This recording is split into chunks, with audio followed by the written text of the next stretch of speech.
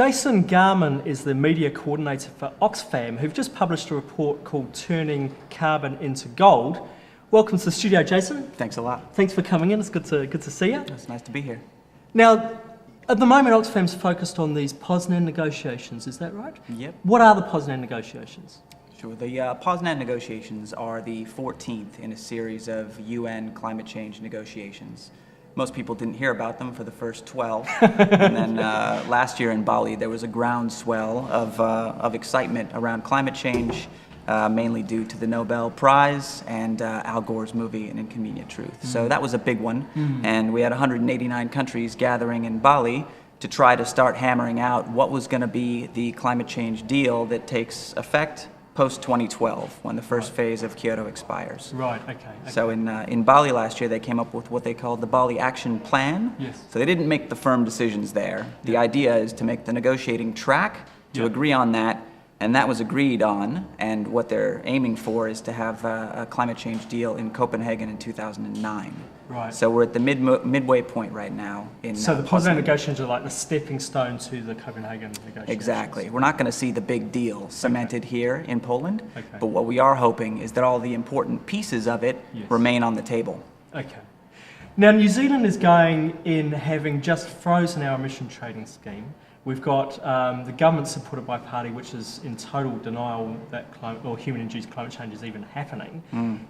How's New Zealand going to be, going into those negotiations? What's New Zealand going to look like? It certainly gives a big knock to our credibility on the international stage. Certainly. Okay. The argument that New Zealand is such a small fraction of global emissions really is dodging an important point, which is that New Zealand has the ability to be a leader on climate change internationally. Yeah. And if we don't walk the talk, then we can't go to these negotiations and be taken seriously. Really. And currently, per head of population, we're one of the highest emitters as well in the world. Correct, and we've had one of the biggest increases over the last few years in emissions.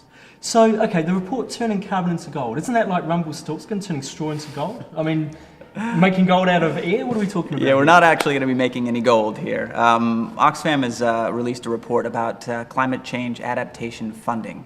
It's a bit of an esoteric topic, but more or less there are sort of two important pieces of these negotiations. One is mitigation, which is how to get the world to produce less global warming pollution. Yeah. The other one is adaptation. How do we actually help people adapt to the climate change that's happening right now and that is inevitable in the future? Yeah. And that, Oxfam estimates, will take on the order of $50 billion per year to help developing countries adapt to climate change, which seems like a very large sum of money. Well, until you look at the big financial bailout that they've just had, I mean... Which is 20 times that size. Yes. Okay. So 50 billion for poor countries, basically, to put in place adaptation strategies. Right. Okay. At this point. And if we don't do a better job of mitigating, of cutting our global warming pollution, that figure obviously escalates. Yeah. And I mean, the report, the summaries that I've seen, I haven't read the report, but the summaries I've seen again reinforce the fact that it's the poor countries who are most at risk from climate change, but also the ones who are contributed least to the problem. It's one of the greatest injustices of our time. Developing countries, we've got vulnerable communities all around the world who did almost nothing to contribute to the problem. They're the ones that are getting hit first and worst.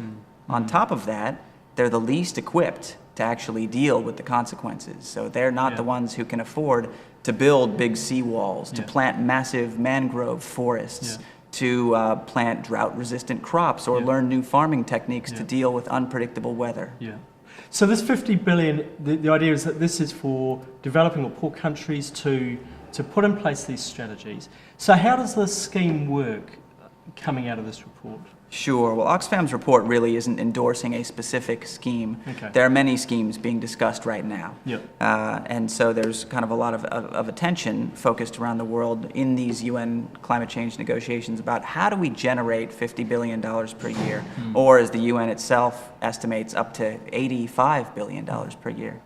And countries are balking at the idea of contributing that amount of money. And Oxfam is merely saying that there are many schemes that could generate that sum of money, and one of the best ones is to use existing emissions trading schemes, and instead of giving away pollution credits to actually auction 7.5% of those credits off and to the highest bidder, and that could generate substantial amounts of money without breaking the bank. So the emission trading, and I'm like New Zealand's a case in point, I guess. The idea is that people are given credits for the carbon emissions, and then if they can find ways to reduce their carbon emissions, they can trade them off. They can sell off those rights, and then there's a market in these emission permits. So the idea is rather than giving countries, I guess, these rights to pollute, and it's only a small portion of them will be auctioned off, sold to them. That's one proposal that Oxfam thinks is a good idea. Okay. Yes. And so 7.5%, that would generate that whole 50 billion? It would generate about 30 billion worth, and then the extra 20 would come from some new schemes involving maritime and aviation. Right, okay. What's the response to the Oxfam report so far? Well, we just released it yesterday, but so far, great response. We're getting pickup around the world, and what we want to do is just get these options out on the table, because in Poznan, we want countries to seriously start narrowing down the field of possibilities for how we are going to generate this amount of money. Because to this point, there is something called the Adaptation Fund, and it's woefully under-resourced. We've had countries around the world committing on the order of hundreds of millions of dollars when the need is actually 50 billion per year and up. And so what we're really interested in is making further progress about actually setting out the map for where is that money going to come from. So what Oxfam's really doing here is making sure the stuff is on the table at Poznan, it stays on the table going into the next round of negotiations, and trying to raise awareness among people so that we can pressure our governments to make sure that it's staying there. Is that essentially? Absolutely, yeah. I mean, everybody should be doing what they can in their own lives to reduce their footprint and their carbon emissions, but an absolutely crucial factor is having people around the world pressuring their governments to go to these negotiations and negotiate hard, negotiate well, so that we end up with a deal that's fair to people in the developing world who didn't cause the problem, and that is adequate, meaning that it actually keeps global warming to a level that doesn't surpass a tipping point.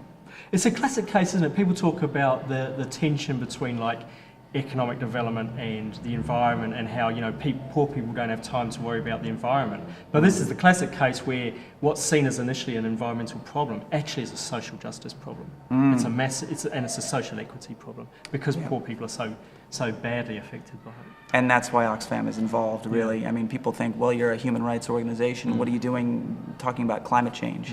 And the fact of the matter is that in our work in developing countries, we're seeing climate change having the potential to wipe out 60 years of good development work that we've been doing. So we really have no choice other than to start highlighting the human impact of climate change. It's not just about polar bears losing their habitat. It's about human beings right now. You say about you're seeing the potential. Are you seeing the effects of climate change already in the places where you're working? Absolutely, yeah. The incidence of drought in sub-Saharan Africa has massively increased since the 60s. The incidence of natural disasters, the deaths from natural disasters, which, by the way, 97% of people who die in natural disasters, those people are in developing countries.